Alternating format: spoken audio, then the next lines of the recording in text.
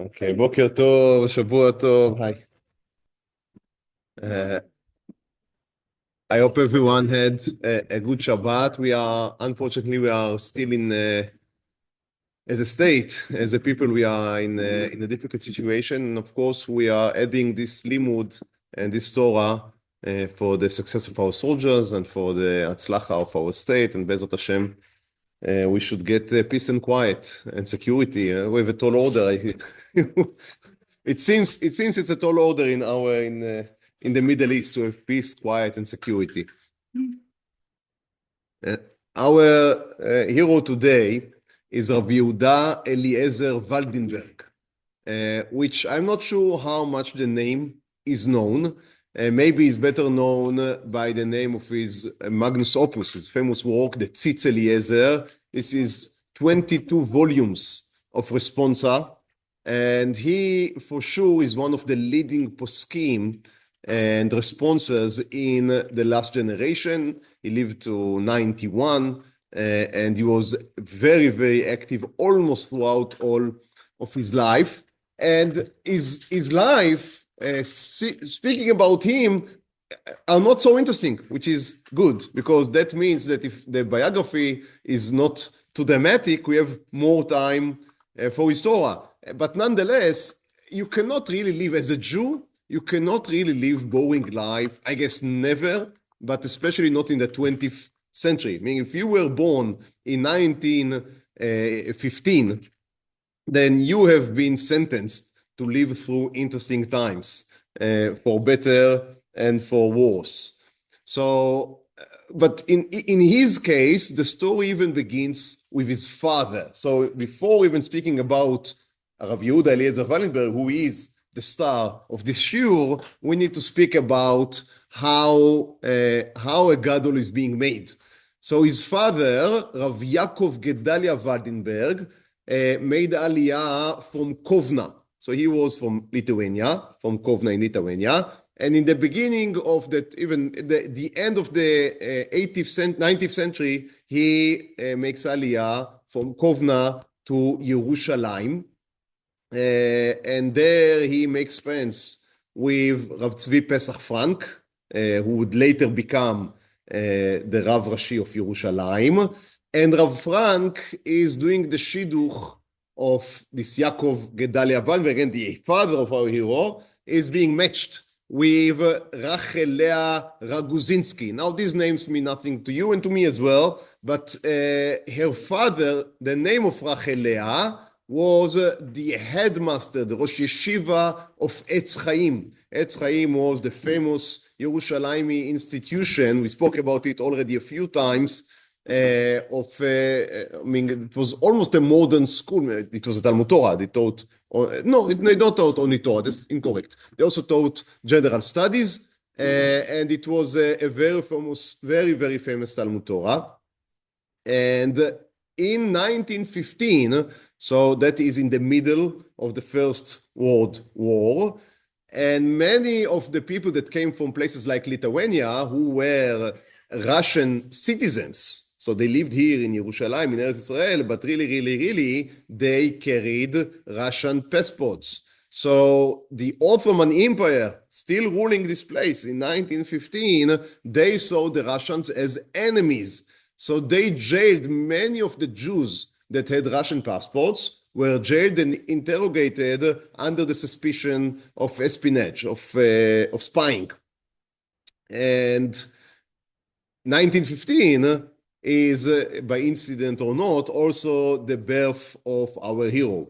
So our hero, Rav Yehuda Eliezer, was not born as a Harav. So the young Yehuda Eliezer, the young baby, the nameless baby, is born in Gimel Tevet Tafrei Shayin Vav, that is the 10th of December 1915, while his father is sitting in the Kishele. The Kishele is the Ottoman prison in Yerushalayim.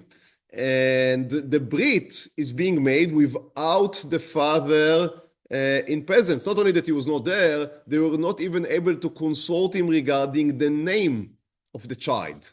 So they decided to call him Eliezer. Why? Because Moshe Rabbeinu called his son Eliezer, Elohei Avi Be'ezri. The God of my father should help me. So they also named the young boy Eliezer, the young baby Eliezer, so God should help his father, and they chose Yehuda for Ata yoducha achecha yadcha be'oref oivecha. So the hand of Yehuda would be in the neck of his enemies, but also because it was Parshat HaShavua. So the young boy is called Yehuda Eliezer, but it was not, it's very interesting, it was not the choice of his father, because his father was in jail. As a matter of fact, his father saw that the other Jews that were jailed were tortured in order to get confessions, and he decided he would better confess without being tortured. So he signed like a plea deal with the Ottoman police that he would admit, he would not be tortured, and his punishment would be to be exiled to Aleppo in Syria, Khaleb. And that's what promptly happened. So he admitted, and while the baby was only a few weeks old, the whole family had to go to Aleppo in Syria. And you can only imagine, of course, no flights, right? And also no cars. So with a very, very young baby, you have to go with horses or donkeys or just by foot. And they were exiled to Khaleb. They stayed there for a few years. And then the British, as you know, conquer most of the Middle East, and the French conquer Syria and Lebanon. And then his family is making his way back to Eretz Israel and to Yerushalayim. Now, I don't know if Rav Yehuda Eliezer Waldenberg really had memories from his time in Khaleb. He was a very young boy. They only stayed there for it should be 3 or 4 years, not more than that. So he was 4 or 5 years old when they came back. However, throughout his life, and we'll speak about that also later, he kept close connections with the Sephardic communities and the Sephardic rabbis. And as a matter of fact, if you read his responsa and you do not know his name, you would very easily think that he's a Sephardic rabbi. The Tzitz Eliezer is in its format, and I will speak about it later in Mirza Hashem, in its format, in the way that it's been written, it is very resembling a Sephardic responsa. To the amount, as you said, that you can very easily be misled into thinking that a Sephardic rabbi produced this responsa until you see the name Waldenberg, which seems to be not your typical Sephardic name. So that's very, very, very interesting fact. As I said, they returned to the Yishuv Hayashan in Yerushalayim. He learned in the Talmud Torah of the Yishuv Hayashan, meaning what we would call today very Haredi institutions. Then, of course, in Etz Chaim, where his grandfather, the father of his mother, was the headmaster. Then he continued to learn in Yeshivat Hebron. Now, at that time, Hebron is not in Hebron anymore, because as we remember, in 1929, after the pogroms, they are what's called Meoraot Tarpat. Right? So the pogroms here in Israel, as part of the Arab revolts against the British, but also against the Zionist settlements, which they had extended into all of the Jews in Eretz Israel. I mean, the Arabs never really cared if you identify yourself with the Zionist movement or you do not. So the Hebron Yeshiva suffered greatly in the 2099 revolt, and they go to Yerushalayim, to Givat Mordechai. To this day, you'll find Yeshivat Hebron is in Givat Mordechai. So he learned also there by Rav Yechezkel Serna, who was the Rosh Yeshiva of Hebron at the time. And at the ripe age of 1935, he is writing his first book. This will be the first out of more than 30 Sfarim that he is going to write, and they are fixed for him. They are not thin ones. So he's very, that's a word I'm always mispronouncing, prolific. Is a very prolific writer, and Bar Eliezer is I wouldn't say it's a It's an extremely unique book. It's a book of lamdanut, your typical yeshiva type learning. It's not, he would be very famous later for his analysis of halachic topics. He is not yet into that. He is still a yeshiva student, but already you can see that he is very bright and very clear. He does not write in riddles. What he writes, it's usually very easy to understand, and he has this gift that rare Torah teachers has, may I say, to be able to give over very complicated topics in a fairly simple way. So we have many, Baruch Hashem, with many outstanding scholars that were able to understand very unique and peculiar and complicated topics, but they would write it down in ways that would be extremely difficult later to decipher. And that's fine. I mean, you have to toil in order to understand Torah. I do not complain about that. However, when you meet someone, when you read someone that can really write in a way that you can read and understand, these are not easy books. It's in the end, it's books about very deep halachic topics. However, they are written in a way that if you sit and you concentrate, you would be able really to have a very good understanding of what he is writing about. So that's a gift that he was working on for sure. May I say that that's also part of this type of Sephardic fusion that he is doing, because without getting into too much of a generalizations, we may say that the Sephardim throughout the generations were more careful about writing in an understandable way, while in the Ashkenazi quote, many times that was less important. They didn't see that as the most important thing, that what they write would be readable. And that's again another, I think, an interesting phenomena. So on his book, as he writes, as I said, he's 19 years old, he has askamot, provisions from all of the Gdolim of Yerushalayim of the time, and not only from Yerushalayim, he's standing in letters, he's writing letters to some Rabbanim also in Eastern Europe. So the Baal HaMarcheshet, Rabbi Chanuch Eignish, one of the Rabbanim in Vilna, a very important Rabbi, very important posek, also writes a Haskama. So he's one of the old Rabbanim sitting in Vilna, and he's writing an Haskama to this young 19 years old man sitting in Yerushalayim. So we can understand from that the importance and the magnitude of Torah greatness that we speak here about. Also he had Haskama from, of course, his Rosh Yeshiva, Rav Serna, on Hebron, but also he has a Haskama from Rav Meir Ben Zion Chai Uziel, so from the Rav Rashi Sfaradi. And he would have a very close connection with Rav Uziel throughout his life. And again, you can see the Sephardic impression that he welcomed, he wants. And so he's learning also by Rav Uziel, and Rav Uziel wrote not only in Haskama, but also a letter in which he discusses and debates what Rav Waldenberg writes in his book. So you see that he's not only writing in Haskama, go by the book, but also he likes it, he debates it. That's the way, in the rabbinic world, the way that you show that you really like something is that you disagree with it. Right? That's the Jewish way. I mean, if you just say, okay, fine, then that doesn't mean that you gave it a lot of thought. But if you begin to debate with it, then we know that that's something that really you took into your heart. So that's as I said, well, he was 1935. Also in the same year, before you marry, of course, you need to write a book. So you'd get a good shidduch. So also in the same year, he is being married to Shoshana Werner. Now, Shoshana Werner is the daughter of Rav Avram Werner, and Rav Avram Werner is the Rav of what was then called Kfar Netanya village. Baruch Hashem, now Netanya is one of the biggest cities in Eretz Israel, but back then it was a small place.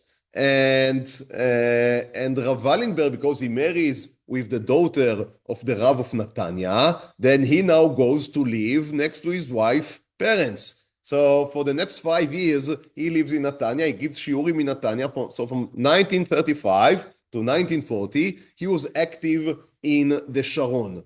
in 1940, he's 25, and he tries to become the Rav. I mean, he decides that he wants to advance to the next step. He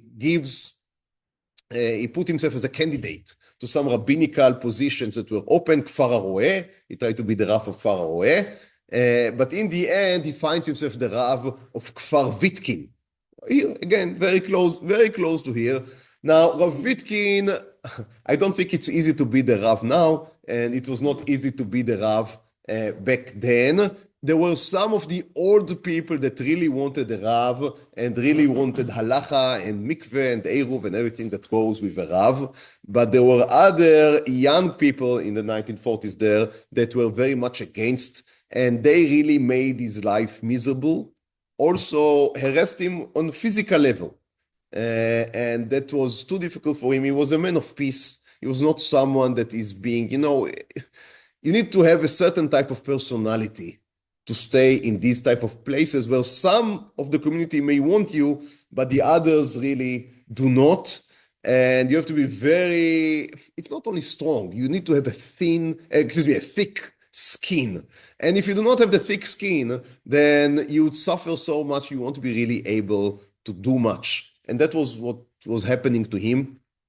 And he decided that he cannot stay in Kfar Vitkin, so he was there for less than a year.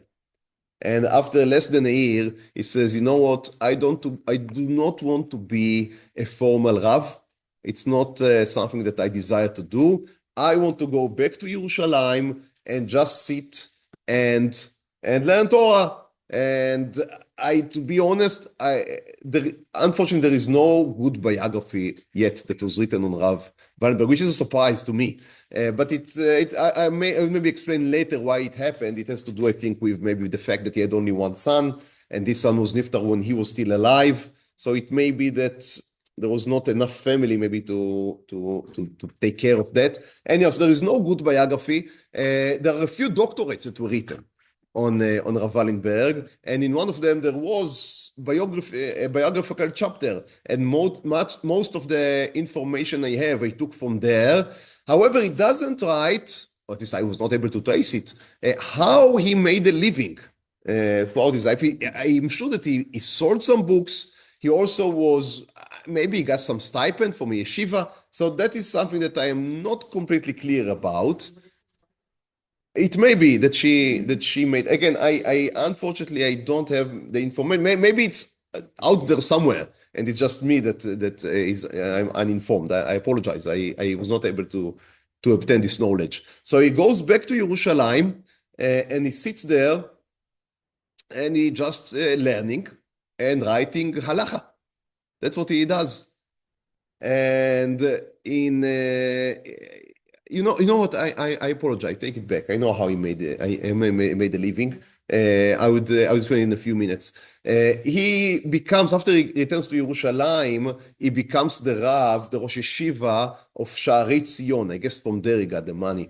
And what was Sha'arei Tzion? That was a yeshiva that was founded by Rav Uziel. So again, this Rav Uziel. And Rav Uziel founded a new yeshiva in Yerushalayim. It was a yeshiva that was supposed to train Sephardic Gdolei Torah. And in it, they taught both Torah and secular studies, because Rav Uziel believed that in order to be a Rav, you need to have general knowledge. So the Tzitz Eliezer was given the position of the Rosh Yeshiva in Sha'arei Tzion in Yerushalayim. And as I said, he was deeply impacted from the Sephardic method. You see that he was deeply impacted enough for Rav Uziel to pick him as the Rosh Yeshiva of the yeshiva that is supposed to train the next Gdolei Torah Sfaradim. So I think that is very telling. So how do we see in his response this Sephardic method? So mainly, if I may say so, in his tendency to really dwelt and bring information from the Achronim. So one of the big, and again, we generalize here, obviously, but one of the differences, the gaps between the Ashkenazic method of Psika in the last 500 years, but really from the beginning, and the Sephardic Psika, is the Sephardic psika many times would be a brick upon brick. So you cannot write a responsa if you didn't really investigate all the material that was written up to you. Only after you can argue with what was written up to you, but you must relate to it. If you write a responsa in the 19th century and you do not relate to what was written in the 17th century, then that would be considered a lack of respect. And also it would render the tshuva lacking in authority because you did not relate to all the relevant information. However, in the Ashkenazi world, if you got a question and you gave a proof from the Talmud and you somehow, let's say from the Rishonim, that you are already on very, no problem. Then you are already on a very stable grounds. So again, for the Sfardim, you need to relate to everything that was written on the topic. So many times they would have very long response, and you can see that already from Rav Abdallah Somech, who spoke about 2 years ago. He was in Iraq, and you see that in the Ben Ish Chai, and you see that in Rav Ovadia Yosef, and you see that in many other poskim, they would always bring all the responses that they could put their hand on. While in the Ashkenazim, you would look at a sponsor, many times they would be very short, or even if they would be long, but they would be long discussions of the Talmud, and not necessarily relate even to things that were very, either that related exactly to the same question, and that were very much in cycle, but still you can write a tshuva and do not relate to earlier poskim, but immediately to the Talmud and to the Rishonim and Shulchan Aruch, and that's it. So, as I said, you read the tshuva by the Tzitz Eliezer, that's how we call this responsa.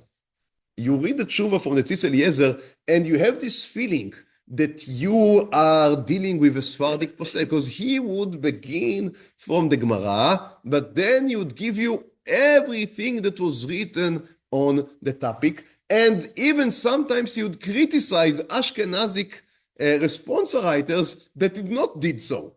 So I would give you 2 very interesting examples. I apologize. I printed handouts, but I didn't made the notice enough. I didn't give my attention enough, and I printed just the wrong page for my file. So I would not be able to give you the handouts, but I would read slowly, and I think you would enjoy it. He writes, as I said, he writes very clean Hebrew. So I read, that is a first answer. That is from 1957. It's from the 6th volume of the Tzitz Eliezer, and it's an answer written to Rav Efraim Sokolover, the Rav of Ra'anana. So 1957, Ra'anana, again, I guess it's Rehov Achuza, more or less. But you all know the main shul of Ra'anana, the old shul of Ra'anana, beautiful shul. And Rav Sokolover sits there, Rav Efraim Sokolover sits there. And he writes a question to the Tzitz Eliezer. And his question, it's from Kaftet Tmuz, not very far from our date now. It's about the question of how can you turn off the gas on holiday, on Chag. So we all know that on Chag you are allowed to light fire from one fire to the other. You are not allowed to make new fire, but you are allowed to pass fire from the candle to the gas, and then you can cook. So in the Chag you can cook. The problem is always, how do you turn it off? Because you are not allowed to turn off the gas. So you are allowed to turn off the fire by, it's called grama. So if you do not do it directly, but usually the advice they give is that you should put water on the fire. You later may make tea or something out of it. It boils, and then it spills. And when it spills, it turns off the fire. It extinguishes the fire. That's usually the advice we give. You can all understand that's a very messy process, and it takes time, and it's not completely safe. So people are always looking for other ways, other methods to extinguish the gas oven. So the Rav of Ra'anana had a question: am I allowed just to shut off the gas, because if I'm shutting off the gas supply, I do not extinguish the fire. I just stop the supply, and by that, the fire is being extinguished. So can we see that as a grammar? Can we see that as only a second level interference and not as an immediate action?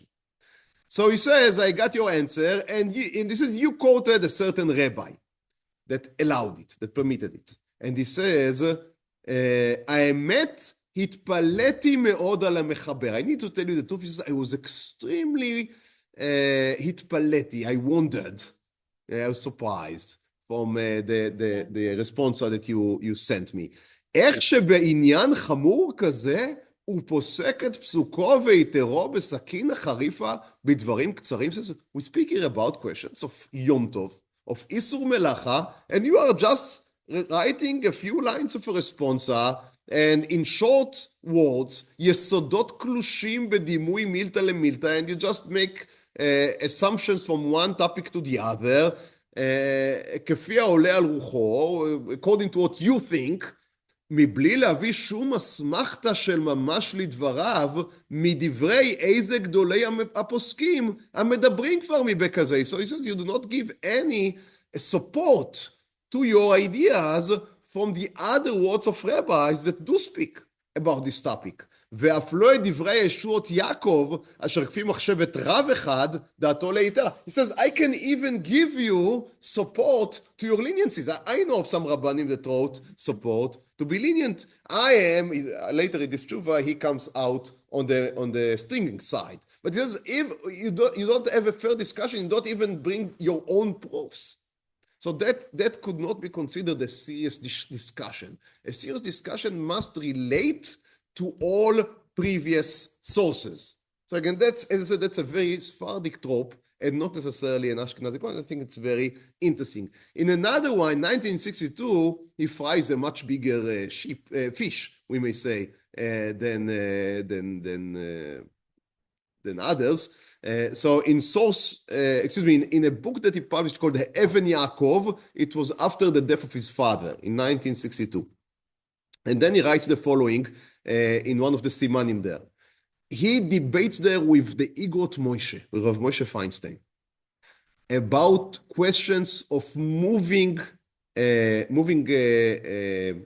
buried bodies from place to place. Now, the Igot Moshe thought that if someone was buried not next to his wife, and then the children wants to move the grave, the body, so he would be buried next to his wife, the Igot Moshe thought you are not allowed to do so. It is not enough of a reason to move the body, because we know there is problem to move bodies, because this is not enough of a reason to move a body in order to have a man next to his wife, or the other way around, or the wife next to her husband.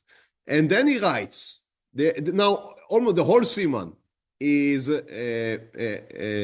disagreements with the Igot Moshe. But I think this is one of the most sharp languages that he has. על אודות פסקו השני, so regarding your second halachic decision, שמכריע הספר בפשיטות, שלפנות את המת כדי לקוברו אצל אשתו ודאי אסור, so you in the Igot Moshe, you decide plainly that, and simply, that of course one is not allowed to move the body of a spouse in order to bury him next to his spouse, כתב את דבריו בפסקנות כזאת, and you wrote your words in such, again, in such an affirmation, without looking right or left, כאילו אין מי שיסבור אחרת, as there is no one that ever thought otherwise. גם כן יש להתפלות, על אשר הגאון המחבר לא מצא לנחוץ לחפש קצת בספרי השו"ת. He says, I am wondering, didn't you think it would be כדאי to look a little, to search a little, in other responsa books? גם בזה מצינו לכמה מכמה מגדולי הפוסקים שהתירו לפנות. So if you would have looked in the library, you would see that some of the poskim had, he says, כמה וכמה, so more than 10. כמה וכמה, a dozen of poskim had allowed to move the buried body in order for such a purpose. So again, now the Igot Moshe is a very good example to the other side, because the Igot Moshe is known for paskening from the Gemara more or less to the halacha. sometimes you would hardly mention the Shulchan Aruch.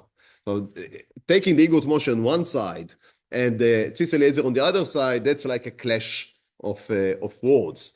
So that's very interesting, the way that he disagrees here with the Igot Moshe. Now we return to the biography. In the first book of Tzitz Eliezer, he wrote in 1945. As I said, during his lifetime, he wrote more than 30 books. And in 1948, of course, the State of Israel is founded. Where is he on the gamut of relationship of Poskim and great Rabbanim to the founding of Medinas Israel? Where does he stand? So in the same year, he produces, 3 years later, he produces the 3rd volume of the Tzitz Eliezer, 1951. And there in the introduction, he writes the following. ספרי זה, this book that I give you now, it says in the introduction, עברו עליו כל נתיבי איסורי ההתחלתא דגאולה שעברנו פה בארצנו.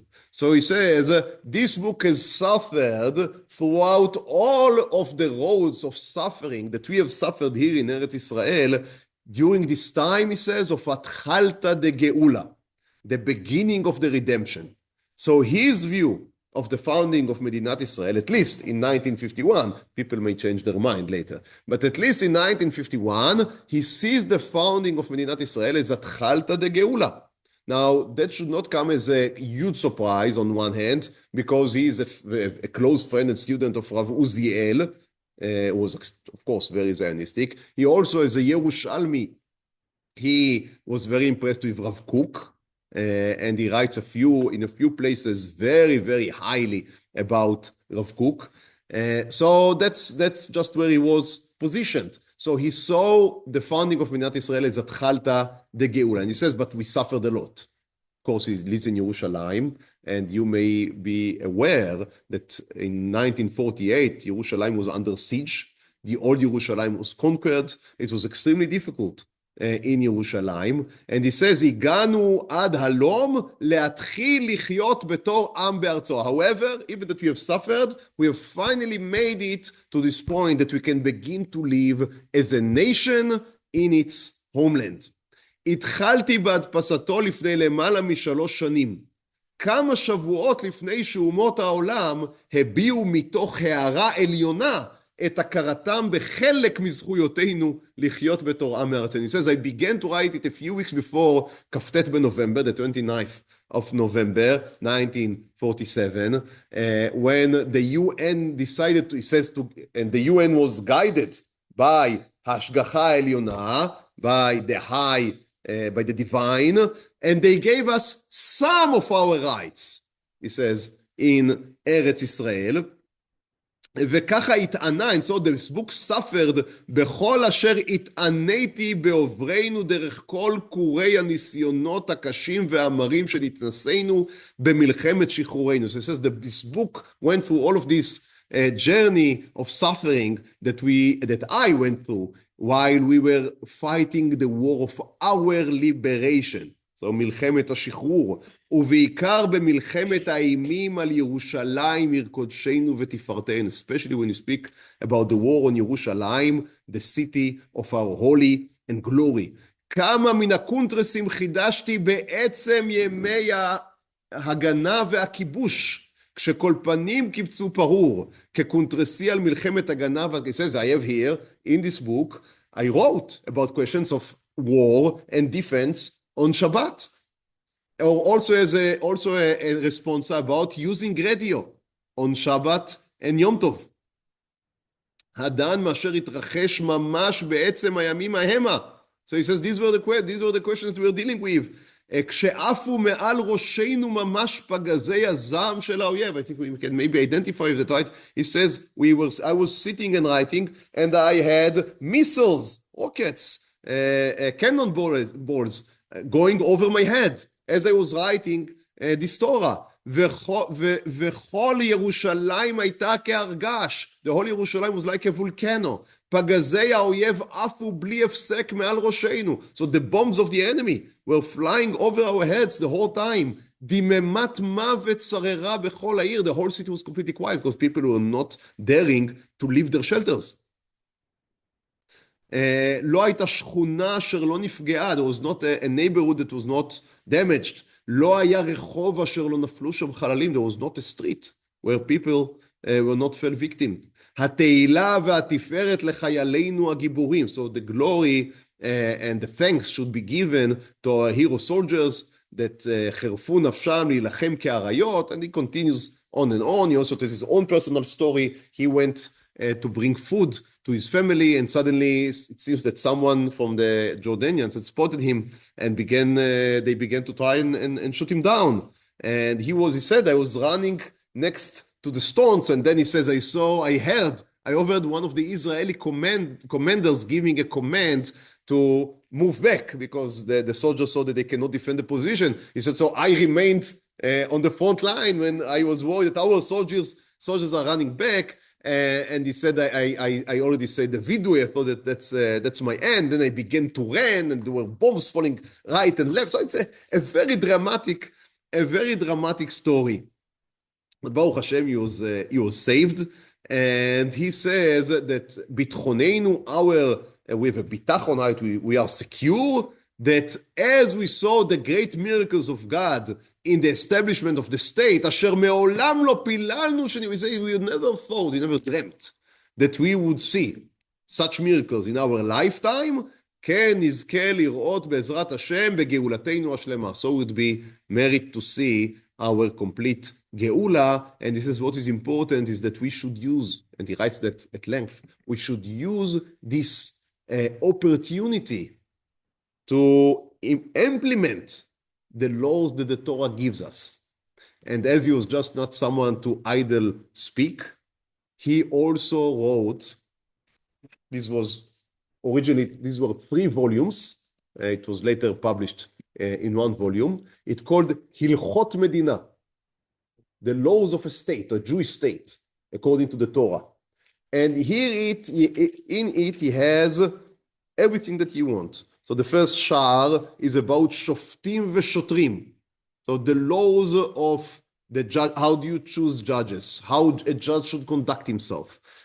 Police on Shabbat, police on weekdays.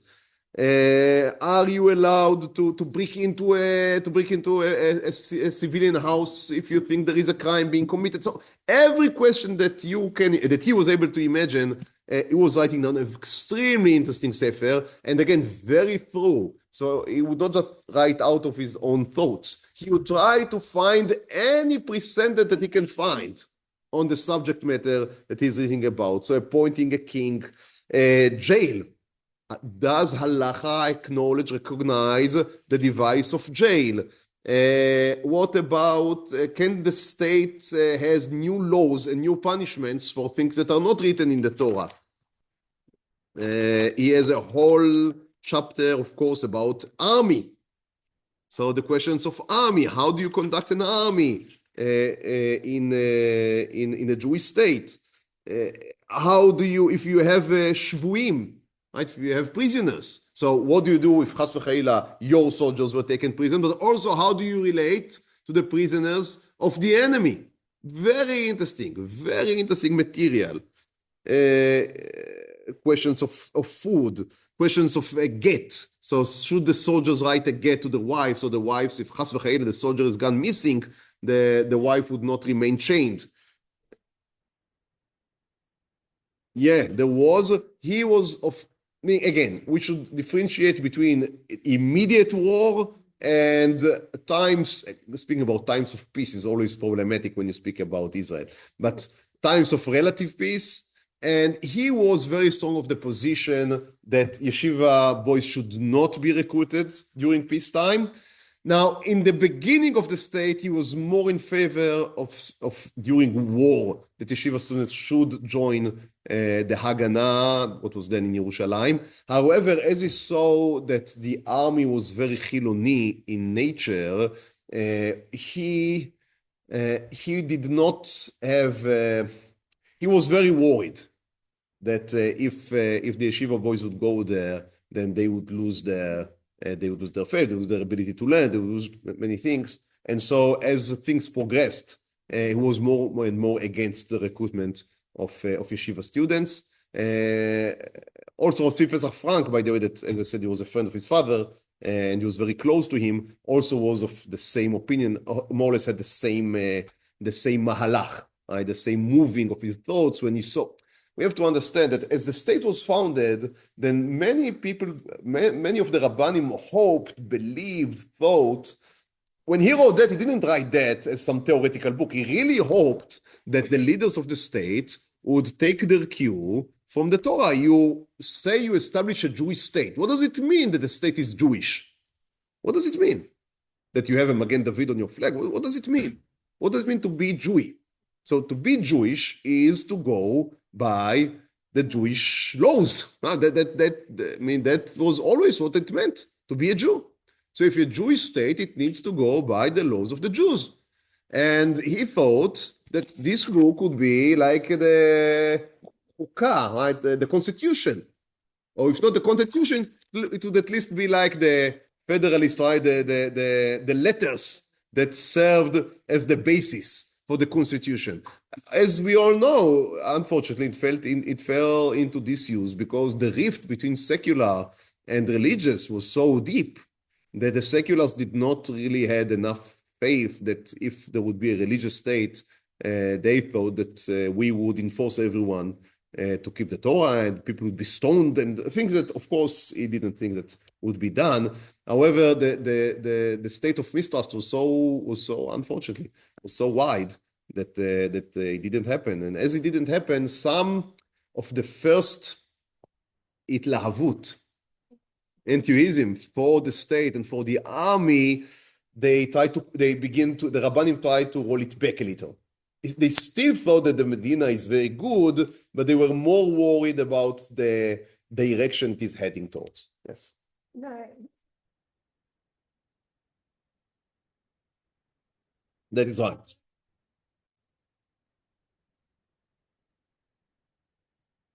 I don't think that even that. He wrote that as a scholar.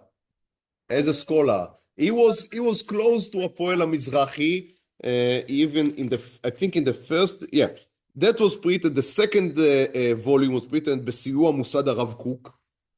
The first one, I think he is even thanking the Hapoel HaMizrahi for helping in printing. Yes, המזרחי העולמי. So he was not a Mizrahi man at all. He was a Yerushalmi. We have to understand that's part of the reason, I think, why there is not a Mesudar biography. That's something maybe we should keep to the end of the shiur, but as you asked, I think I would answer that now, explain it now. And we spoke about it also when we spoke about Rav Shlomo Zalman Auerbach. There was a certain type of apolitical figures that were able to be in one foot in the Zionist Dati camp and another foot in the very Haredi camp, and they were able to do so. And it was somehow possible in the 50s, maybe in the 60s, very hardly in the 70s. But from there on, it was not really a possibility. I mean, if we try to point out someone today that is completely accepted by both camps, I don't think that we can even have one name. There's not even one name. It's a very sad situation, of course. But this is the life that we are here. So that's his only child was a Rav by the Eda Haredit. And now he has grandchildren and even great-grandchildren. When he passed away, as I said, in the age of 91, he had great-great-grandchildren, I think. But they were very Haredim. So, for example, this book, Hilchot Medina, was printed only once and was never reprinted. Only after his death, someone took it, not from the family, took it upon himself to reprint. And this is like a pirate edition. Because the family didn't give its agreement when it was printed in 1982. He died, I think, in 2006. So then it was printed, I think, in the Shloishim after his death. Immediately someone ran out and printed it, and I ran to the store. It was before I was able to order in the internet. So I ran to the store to buy it. I don't know if you can acquire it now, but nowadays everything, of course, is on. It's on the web. But that was very rare. It was a very rare book because his family didn't feel comfortable with this sefer. And I would guess they are also not completely comfortable with some of the biography that we will describe later, and that is why maybe no one took it upon himself. That's, of course, a complete speculation. It's very important to emphasize. It's a pure speculation by myself, but it makes sense to me at least. So he was very strongly speaking about that this is the opportunity, as I said, to take the Torah and implement it in a Jewish state. That's something that for 2,000 years we're unable to do. And he writes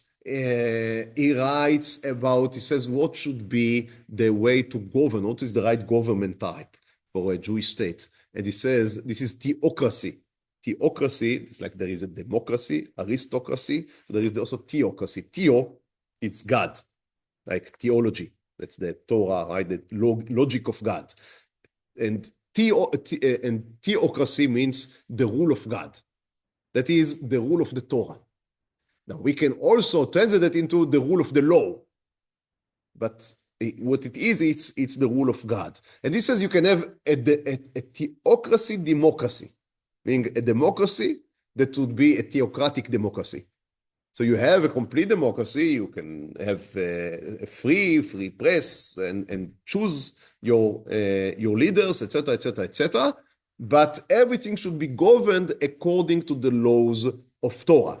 Even when you govern according to the laws of Torah, there is still much room, of course, for choices, what to do, right? The Torah can say, for example, that there need to be, there need to be way for transportation. I think that's clear that the Torah would like us to be able to make aliyah regel, right? So you need, but how exactly to implement public transportation? Also, of course, that's a question that's a political question that will be decided by the political institutions.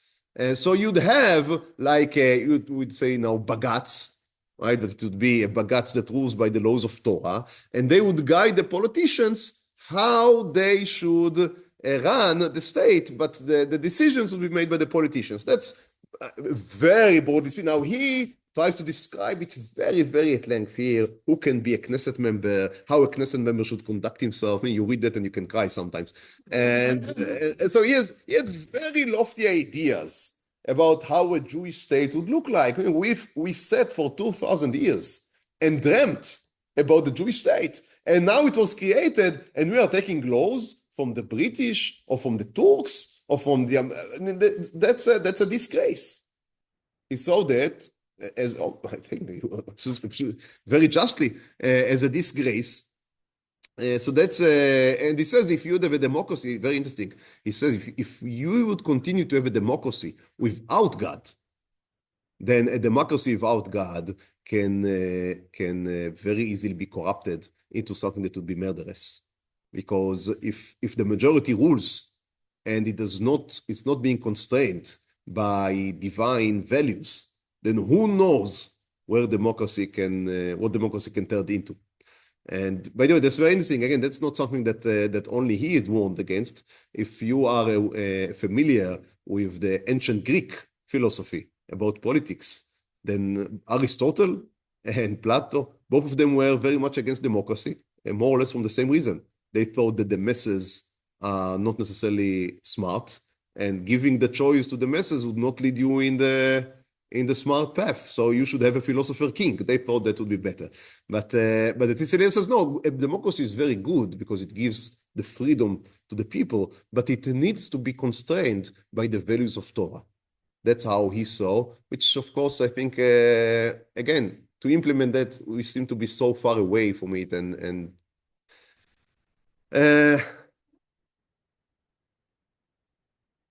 I do not believe so. I do not believe so. As I said, unfortunately, it felt in this for many years. It was very, very difficult, even to have it. I don't know if it was ever translated. So unfortunately, not. I would guess that's one of the reasons why he didn't reprint it during his lifetime. When he saw that the state is taking so different path, then he didn't feel that printing it again would be anything. As I said, also as time passed by, he himself cycled a little back. from this first enthusiasm about the Jewish state, because it saw that it is not going into this path of theocracy.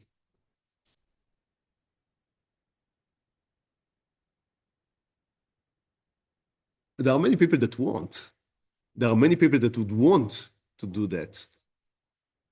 But unfortunately, we are in a situation in which, what can I say? We all see the situation in which whoever shouts louder gets more attention. And people that write 600 pages volume about how a state should be run, it doesn't go over well in TikTok.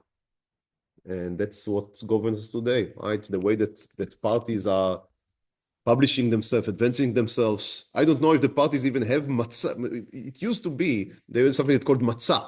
I don't know how to, in the ideas, every party would publish platforms and 20 or 30 pages in which you can read. I don't know if the parties nowadays even publish such a thing. They only publish YouTube short videos in which they diss their opponents and they clap their own shoulders.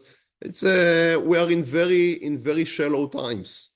And so it's very difficult. In order to really mediate, you need to be able to say something that is complicated, that acknowledge the truth in the other side.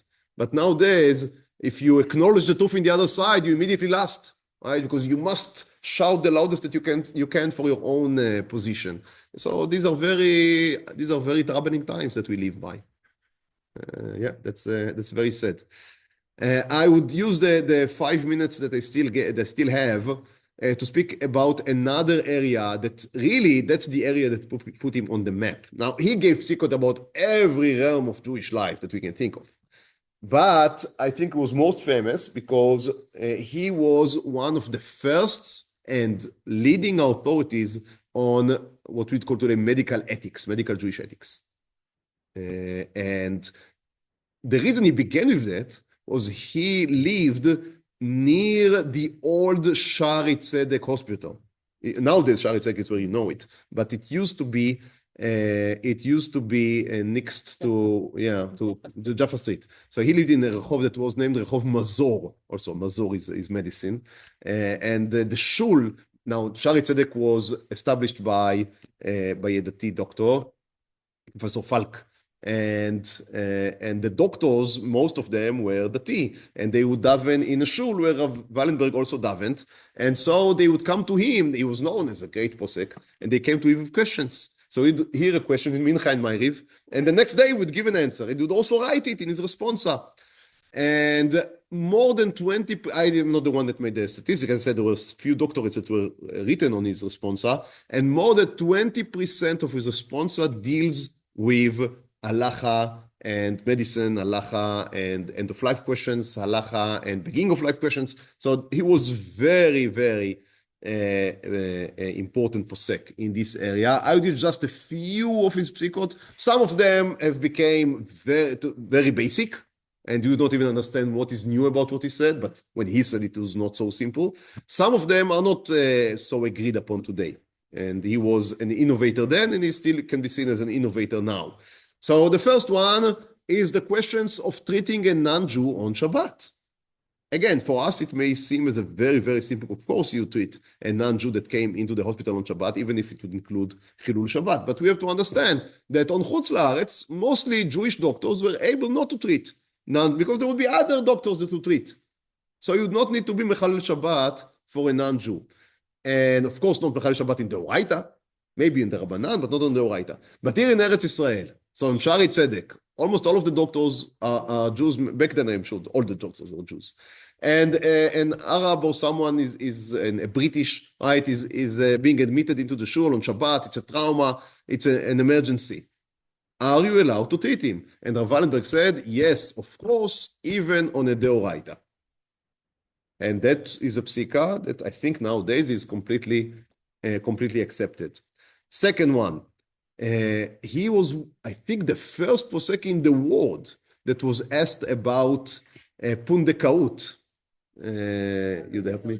Fertility, yeah. So who would be considered the mother if you take the egg from one and you implement into a different mother? So he believed his idea, his decision was that the woman that gives the birth should be considered mother and not the DNA. So that is a question to this day is debated. I think nowadays the majority tends more into the egg donor, but it's a question that's very difficult to decide because you do not have so many sources in the Talmudic, of course, corpus about egg donors.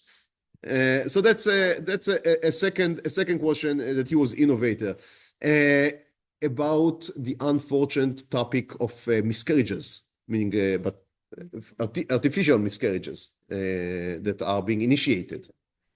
Abortions, so that would be abortions. So he was very lenient. That was one of his arguments against the ego Moshe. So here in Eretz Israel, there were also in America, they had in the Ashkenazi world mainly, they had a problem of Tay-Sachs. There's a genetic disease. Nowadays, because they do the test before the weddings, they are able to block almost all of the cases. And there is really no reason nowadays that there would be such a baby being born. But as you may know, it's a terrible disease. The baby usually would not survive more than a few years and in extreme suffering, extreme suffering. And there were whole machlakot, machlaka in a hospital. Wards. Yeah, wards that were dedicated to this disease where babies would just, it was very, very awful. But you were able to identify it during the pregnancy. So there were tests. At a certain point, there were tests that were able to identify it during pregnancy. So is a woman allowed to abort if you identify the Tay-Sachs? The problem was that many times the identification will only be in the 5th month of the pregnancy. So that's an extremely difficult situation. The Got Moshe was very stringent against, very. He thought that abortion is considered as a type of a murder. So you should be extremely cautious. After 40 days, he almost never allowed, unless there was only one reason, if there is a danger to the life of the mother. But if it is not endangering the life of the mother, you must carry on with the pregnancy. Rav Waldenberg thought that up to the 7th month, you are allowed, one is allowed to abort. Of course, only in extreme cases. We all understand it's not something just because you don't have enough money. We speak about cases that are very extreme, but he thought you are allowed to abort up to the 7th month. And because it was a very out of the ordinary psika, poskim from all over the world, when a woman would come and they would feel that they need to give her an hater, but they would not be able to because that was not what they thought, they would send the woman to Rav Waldenberg that he would give her a leniency and she would be able to use it. But as I said, Baruch Hashem, nowadays, if I understand correctly, already 20 or 30 years ago, they closed these wards because Baruch Hashem, because as I said, the tests, we are able to avoid it now. Another extremely interesting halacha of his was the whole question of transplants, right? Heart or kidneys. He was of the opinion that the death can only be set as the time in which the heart stops beating. As long as the heart is beating, even if you consider the brain is completely dead, you are not allowed, as they say, to harvest the organs. That, of course, puts a block to organ transplants, as if I know in Shaarei Tzedek for years, they didn't have, I don't know what is going on now, but for years they didn't have organ transplants because of Waldenberg's opinion. And something that is more minor, questions of vitamins on Shabbat. As you may know, there is a gzeira, a decree of the sages against taking pills on Shabbat, because they were worried that people would make the pills at home and grind on Shabbat. However, Rav Waldenberg was of the opinion that because nowadays we buy all of our pills in pharmacies and we do not grind them anymore at home, I mean, maybe now they think so, there is always retro, but because most of the pills we buy at the pharmacy and we do not make them at home, this gzeira does not apply anymore, and you are allowed to take vitamins, etc., on Shabbat, even if these are pills. I would mean, if someone would come to me, I would not use this opinion as the first, as my first move, as my first line. My first line would be to try to say, take one on Friday and one on Motzei Shabbat, etc. etc. If there is no other way, then we can rely on this leniency as well. In 1976, he gets Pras Israel, the Israel Prize, for all of these books. In 1981, he becomes a Chaver at the Beit Din Hagadol, the great rabbinical assembly.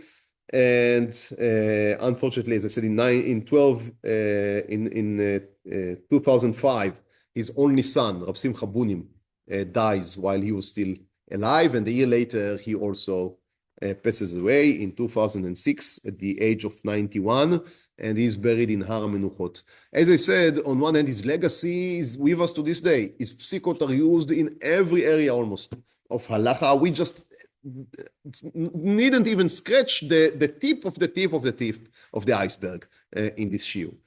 On the other hand, is what we may say is political legacy, is this ability to bridge in communities, to be part in the both in the Eida Haredit and in the religious Zionist world, and believe that the state is Atchalta de Geula.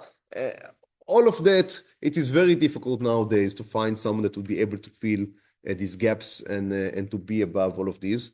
And that is, I guess that is a challenge for all of us, to try and to reproduce the atmosphere in which such Gdolei Torah would be able to grow. Thank you so much, and Be'ezrat Hashem, I will see you next week.